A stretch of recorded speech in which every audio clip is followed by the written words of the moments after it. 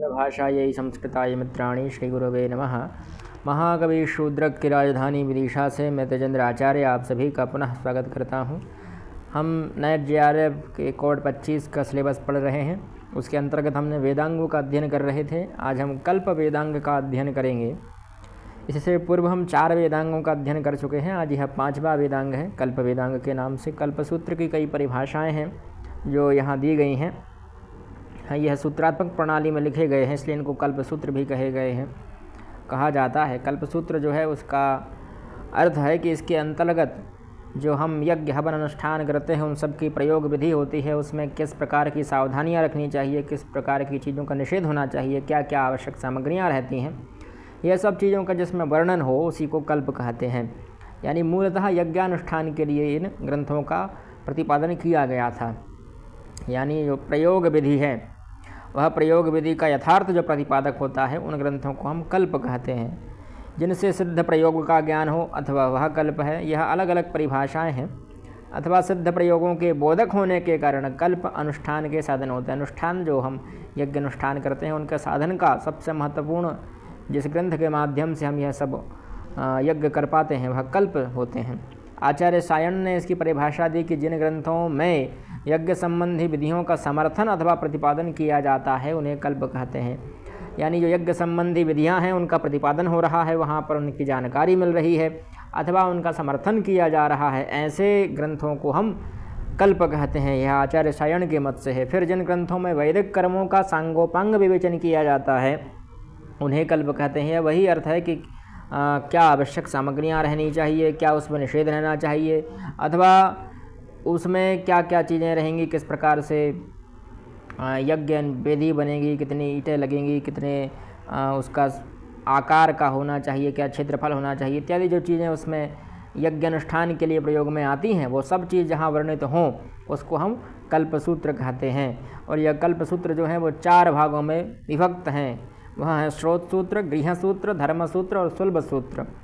यह 4 इनके भाग हैं। अब पहला जो हमारा है स्रोत सूत्र, उसका परिचय जान लेते हैं। स्रोत शब्द का अर्थ है श्रुति द्वारा प्रतिपादित है। श्रुति मतलब वेद है ना, श्रुति को ही तो वेद कहते हैं। तो जो वेदों में प्रतिपादित है उसको हम क्या कहते हैं, स्रोत। स्रोत सूत्रों में यज्ञ याग इष्टियों का विस्तृत विवेचन किया जाता है। इष्टियों का इसमें विस्तृत विवेचन और वर्णन मिलता है स्रोत सूत्रों में। दर्श पूर्णमास याग, अब ये विभिन्न हवनों अनुष्ठानों के बारे में बता रहे हैं कि दर्श पूर्णमास याग, सोमयाग, वाजपेय याग, राजसूय याग, अश्वमेध याग और सोत्रामणि याग आदि का विवेचन स्रोत सूत्र से प्राप्त होता है। इत्यादि जो बड़े बड़े योग हैं, राजसूय यज्ञ हुआ, अश्वमेध यज्ञ हुआ, वाजपेय यज्ञ हुआ, जो बड़े बड़े अनुष्ठान होते हैं इनका जो वर्णन है वह इसी स्रोत सूत्र में उपलब्ध होता है। दर्श पौर्णमास यज्ञ में 4 ऋत्विक होते हैं जो आप जानते ही हैं, अध्वर्यु, ब्रह्मा, होता और आग्नेन्द्र। यह नए आए हैं आग्नेन्द्र। बाकी ये 3 से तो आप पहले भी परिचित होंगे, वैदिक साहित्य में हम इनको पढ़ चुके हैं, है ना। दर्श पूर्णमास याग अमावस्या और पूर्णिमा को किया जाता है, ठीक है। अब यह कब किया जाता है, तो अमावस्या और पूर्णिमा को। अमावस्या वाले याग में अग्नि के लिए पुरोडाश और इंद्र के लिए दूध तथा दही की आहुतियाँ दी जाती हैं। तो यह सब हमें कल्पसूत्रों के माध्यम से प्राप्त होता है कि कब इसको करना है, किस में क्या आहुतियाँ दी जाएंगी, किसके लिए क्या आहुतियाँ दी जा रही हैं। पूर्णिमा के लिए किए जाने वाले यज्ञ में अग्नि और सोम के लिए घी, यज्ञ में अग्नि और सोम के लिए घी की आहुतियाँ दी जाती हैं और पुरोडास की आहुतियाँ दी जाती हैं। पुरोडास से यहाँ अर्थ है पिसा हुआ चावल, ठीक है। यानी जो चावल को हम पीस देते हैं, आटा बना देते हैं, चावल का आटा, उसकी आहुतियाँ दी जाती हैं। किसके लिए, तो अग्नि और सोम के लिए। दर्श याग अमावस्या को तथा पूर्णमास याग पूर्णिमा को किया जाता है। दर्श याग अमावस्या को और पूर्णमास यानी पूर्णिमा को, इसी में पूर्ण शब्द आ रहा है तो पूर्णमासी को किया जाता है, पूर्णिमा को किया जाता है। दर्श और पूर्णमास में 3-3 याग होते हैं, यानी कुल मिला के 3-3 बार आपको उनको इसके 3 भेद मिलते हैं। ओहो, तो वह 3 भेद हैं। अग्नि के लिए पुरोडास याग, इंद्र के लिए दधी याग और इंद्र के लिए दुग्ध याग। यानी एक बार अग्नि के लिए हम पुरोडास की आहुतियाँ देते हैं, फिर इंद्र के लिए दही चढ़ाते हैं, है ना, और इंद्र के लिए दुग्ध भी चढ़ाते हैं। तो यह 3 प्रकार से होता है। पूर्णमास के 3 भेद हैं कि अग्नि के लिए अष्टक पालों में संस्कृत पुरोडास याग, अग्निष्टोम के लिए घृत का उपांशु याग और अग्निष्टोम के लिए एकादश कपाल पुरोडासी याग। यह 3 भेद उसके मिलते हैं। इसके बाद सान्नय्य पद दधि और दुग्ध का बोधक होता है। सन्नय्य पद जो बताया जा रहा है,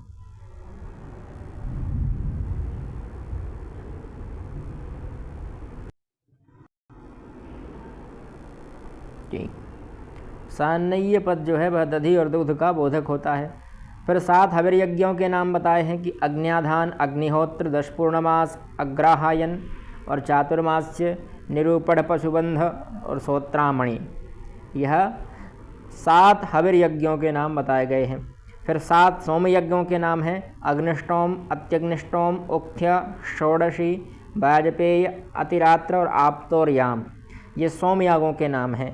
फिर चातुर्मास यज्ञ में 4 पर्व होते हैं, वैश्वदेव, वरुण प्रघास, शाकभेद, सुनाशीरीय।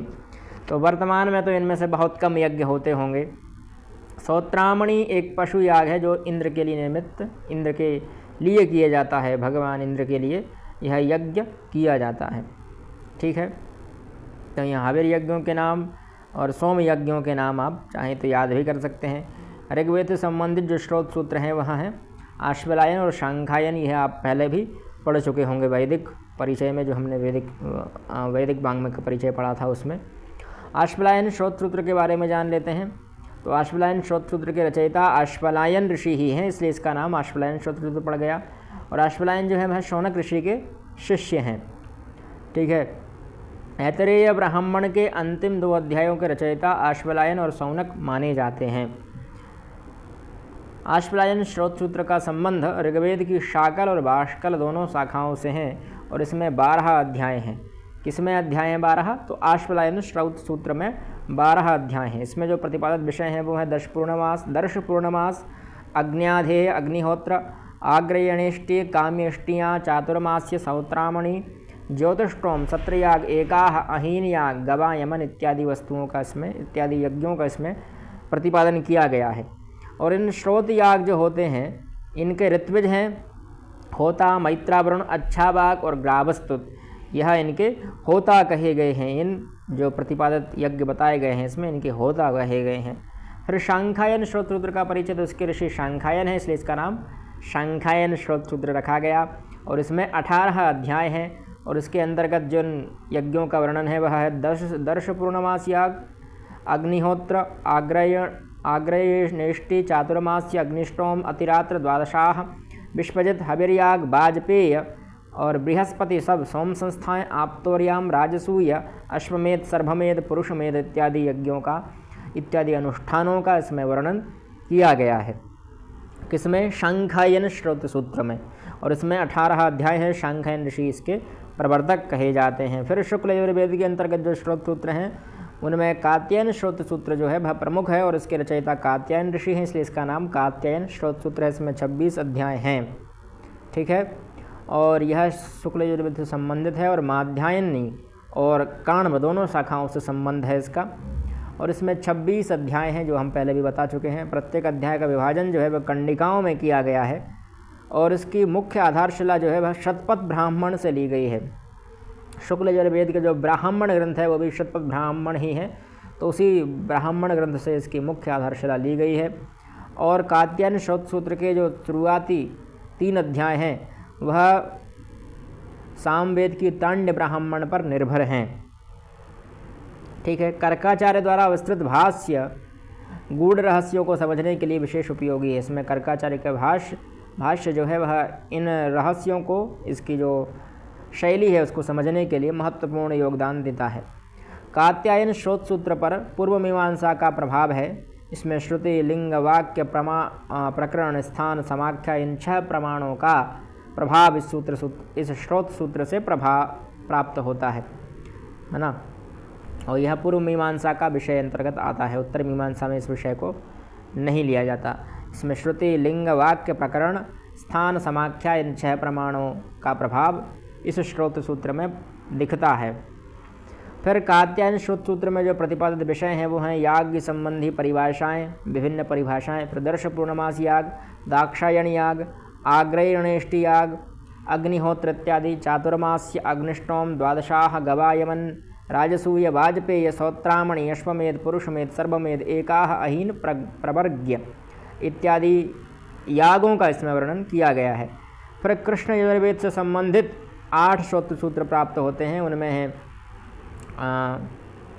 बोलो बौधायन, आपस्तंभ, सत्याषाढ़ या हिरण्यकेशी, इसके 2 नाम हैं, सत्याषाढ़ अथवा हिरण्यकेशी।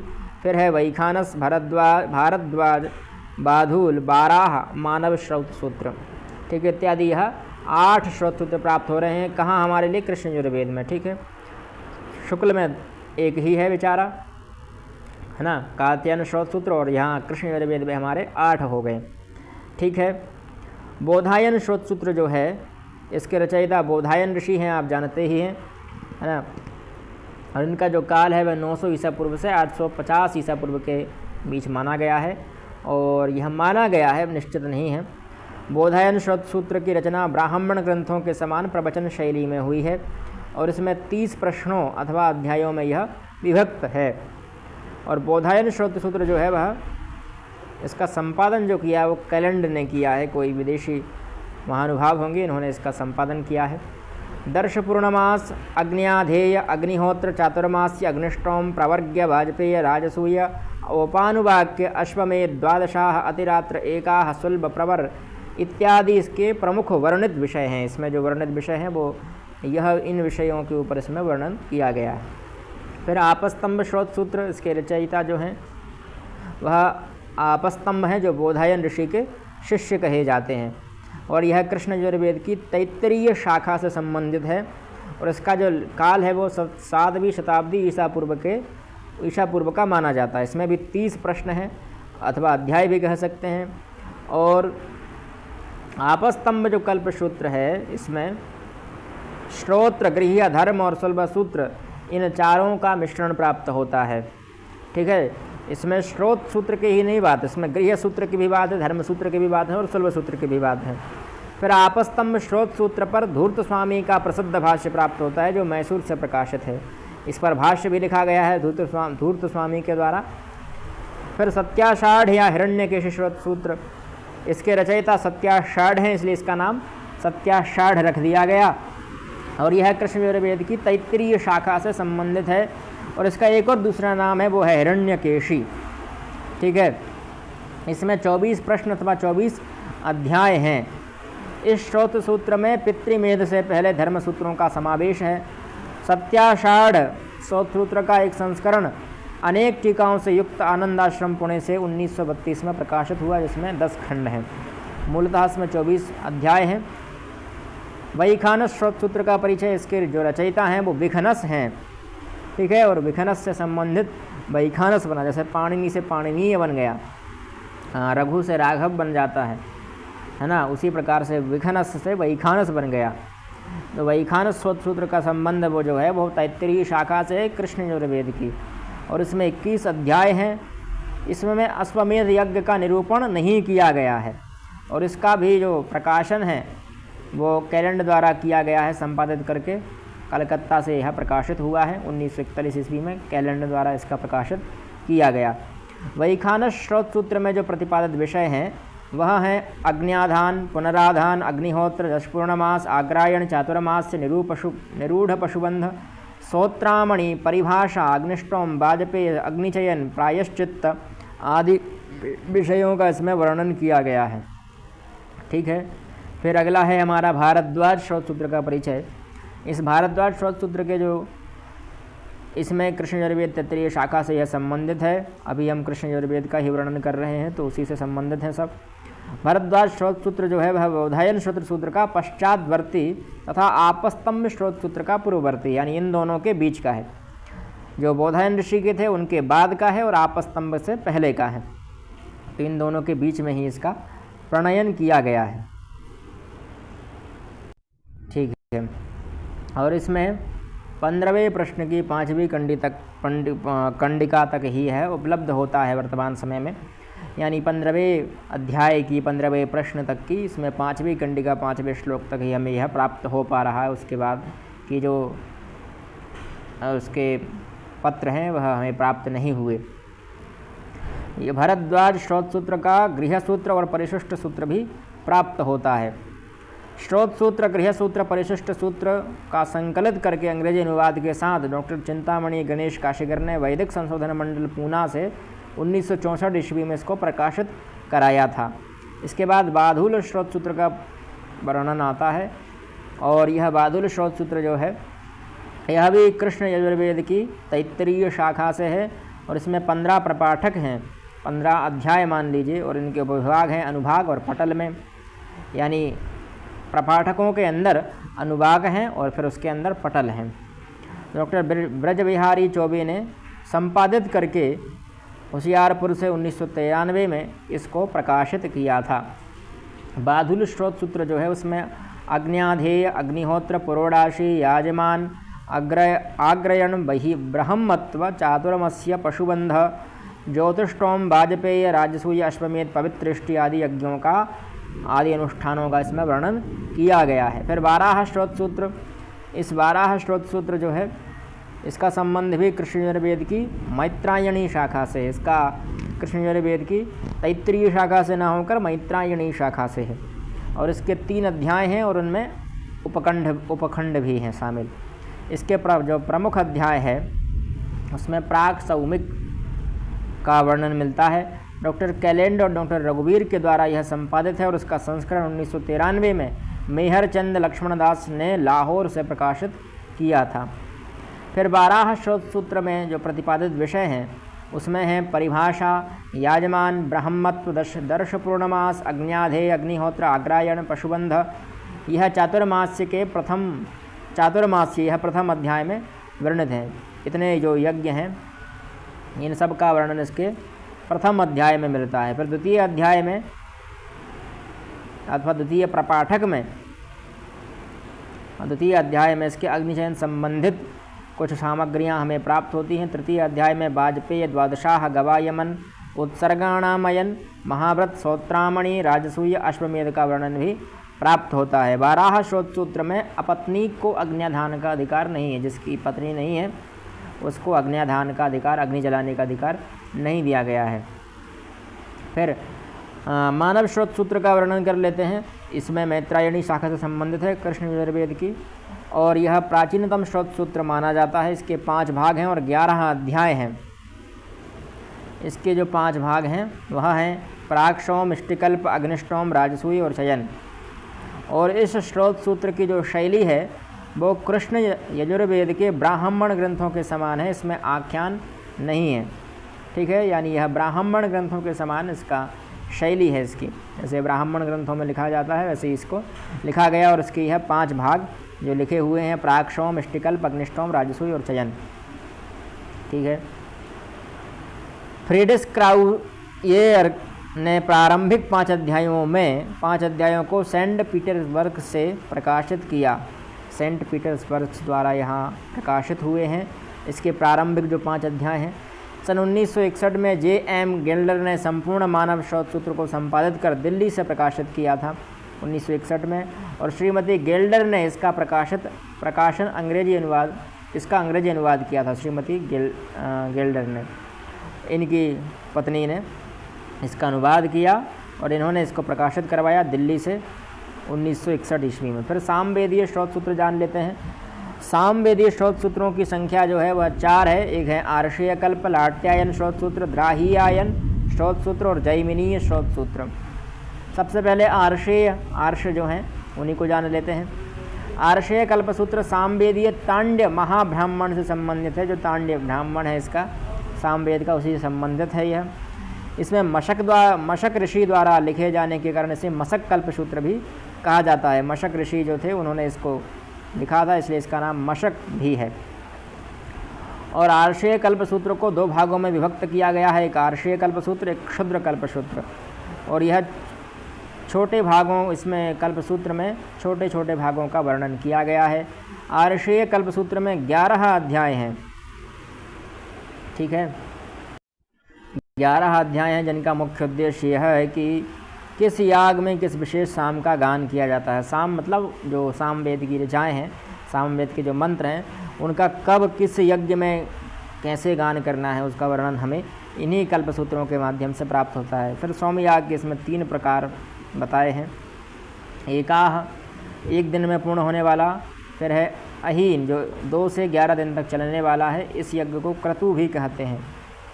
और फिर सम, जो 12 दिन से लेकर 1 वर्ष या उससे भी अधिक समय तक चलने वाला है, उसको हम समयाग कहते हैं। फिर 4 प्रकार के अभिचार, शेन, इशु, संदंश और वज्र, यह 4 प्रकार के इसमें अभिचार बताए गए हैं। ज्योतिष्टोम संख्या के भी 4 प्रकार हैं, अग्निष्टोम, उक्थ्य, षोडशी और अतिरात्र। फिर है क्षुद्र कल्पसूत्र। क्षुद्र कल्पसूत्र के रचयिता जो हैं वह मशक ऋषि हैं। यह आर्षेय कल्प का ही दूसरा भाग माना जाता है ना। क्षुद्र कल्पसूत्र भी हम पढ़कर आ रहे हैं। इसके 2 भाग थे, ये देखिए यहाँ लिखा था आर्षेय कल्पसूत्र और क्षुद्र कल्पसूत्र। तो इसके आर्षेय कल्पसूत्र के बारे में हमने जाना, अब क्षुद्र कल्पसूत्र के बारे में जान लेते हैं। यह 3 प्रपाठकों में बटा हुआ है और 6 अध्यायों में विभक्त है, उसके अंतर्गत अध्याय भी आते हैं। क्षुद्र कल्पसूत्र जो है उसमें विभिन्न काम्य और इष्टियाँ और प्रायश्चित का वर्णन है प्रथम 1 और 2 अध्याय में। इसके बाद 3 और 4 अध्याय में पृष्ठीय, षडः, द्वादशाह, अनुकल्प इत्यादि का वर्णन है। और अध्याय 5 और 6 में विभिन्न द्वादशाह याग का वर्णन किया गया है। क्षुद्र कल्पसूत्र पर ताताचार्य के पुत्र श्रीनिवास ने विस्तृत टीका लिखी है, उनकी यह टीका प्राप्त होती है।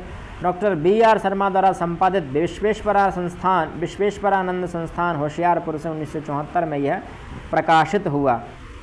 फिर है लाट्यायन स्रोत सूत्र का परिचय। लाट प्रदेश गुजरात के आधार पर इसका नाम लाट्यायन पड़ा है ना, जैसे लाटानुप्रास होता है हमारा साहित्य में, उसी प्रकार से है लाट्यायन स्रोत सूत्र है। इसके 10 प्रपाठक हैं और 2641 इसमें सूत्र प्राप्त होते हैं। लाट्यायन स्रोत सूत्र पंचविंश ब्राह्मण से संबंधित है और यह सामवेद के अंतर्गत ही है।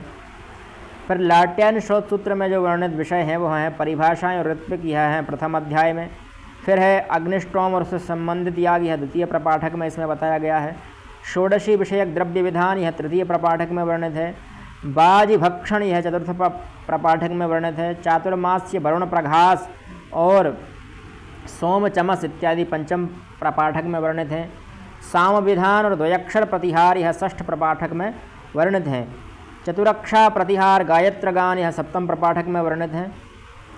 और एकाह, अहीन, वाजपेय याग, राजसूय याग, यह नवम प्रपाठक में वर्णित हैं। अष्टम प्रपाठक का इसमें कोई वर्णन ही नहीं है। और सत्र योग और उसकी परिभाषा, यह 10वें प्रपाठक में वर्णित हैं। लाट्यायन स्रोत सूत्र पर अग्निस्वामी का प्राचीन भाष्य जो है वह प्राप्त होता है हमारे लिए कि अग्निस्वामी ने इस पर कोई भाष्य लिखा था। संपूर्ण लाट्यायन स्रोत सूत्र अग्निस्वामी के भाष्य के साथ बिब्लियोथिका इंडिका ग्रंथमाला में सन 1870 और 72 में प्रकाशित हुआ था। इसके बाद है हमारा द्राहियायन स्रोत सूत्र। यह राणायनीय शाखा से संबंधित है सामवेद की, और इसके अपर नाम है छांदोग्य सूत्र, प्रधान सूत्र और वासिष्ठ सूत्र।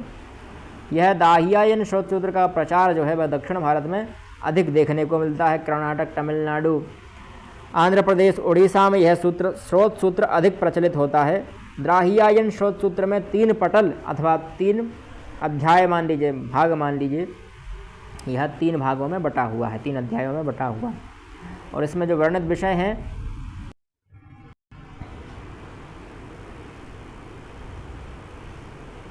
ज्योतिष्टोम, अग्निष्टोम, गवयमन, सत्रयाग, ब्रह्मा के कार्य, हविर्याग, फिर सोमयाग से संबंधित क्रियाकलाप, एकाह याग, अहीन याग, सत्रयाग, अयन याग इत्यादि इसमें वर्णित हैं। दाहियायन स्रोत सूत्र पर धनबिन का भाष्य उपलब्ध होता है। धनबिन ने इस पर भाष्य लिखा था, तो धनबिन का भाष्य इस पर प्राप्त होता है। प्रोफेसर BR शर्मा द्वारा 1983 में गंगानाथ झा विद्यापीठ प्रयाग से इसका परिष्कृत रूप प्रकाशित किया गया था 1983 में। फिर आता है जैमिनीय स्रोत सूत्र, इसका परिचय जान लेते हैं। ये जैमिनीय शाखा से संबंधित है। जैमिनीय स्रोत सूत्र का संबंध जैमिनीय शाखा से है और इसके रचयिता स्वयं जैमिनी ऋषि माने गए हैं, है ना। जैमिनीय स्रोत सूत्र का बोधायन स्रोत सूत्र के साथ घनिष्ठ संबंध देखने को मिलता है और यह 3 खंडों में विभाजित है, जिसका नाम है सूत्रखंड, कल्पखंड और पर्यायाध्याय अथवा परिशेष खंड के नाम से यह जाना जाता है। इसके में जो कुल अध्याय हैं वह 18 अध्याय इसमें प्राप्त होते हैं। और इसमें कुल 18 अध्याय हमें प्राप्त होते हैं। फिर अथर्ववेदीय जो स्रोत सूत्र हैं, अथर्ववेद का एकमात्र स्रोत सूत्र है वह है वैतान स्रोत सूत्र, और यह गोपथ ब्राह्मण पर आश्रित है। ज़्यादातर जो स्रोत सूत्र ग्रंथ हैं वो ब्राह्मण ग्रंथों पर ही आधारित होते हैं, उन पर आश्रित होते हैं। और वैतान स्रोत सूत्र के पूर्वार्ध पर कात्यायन स्रोत सूत्र तथा कौशिक स्रोत सूत्र का भी प्रभाव देखने को मिलता है। वैतान स्रोत सूत्र में 8 अध्याय और 43 कंडिकाएँ हैं, 43 श्लोक मान लीजिए। फिर वैतान स्रोत सूत्र में जो प्रतिपादित विषय हैं वह हैं परिभाषा, दर्श पूर्णमास, अग्न्याधेय, अग्निहोत्र, आग्रायणीय, इष्टि, चातुर्मास्य, अश्वमेध, पुरुषमेध, सर्वमेध, एकाह, अहीनयाग और काम इष्टियाँ इत्यादियों का इसमें वर्णन किया गया है। तो आज हम स्रोत सूत्र तक ही रखते हैं। अगले एपिसोड में हम गृहसूत्र, धर्मसूत्र, कल्पसूत्र इत्यादि और जो आगे हमारा शेष विषय रह गया है उसको हम देखेंगे। जयतु संस्कृतम, जयतु भारतम।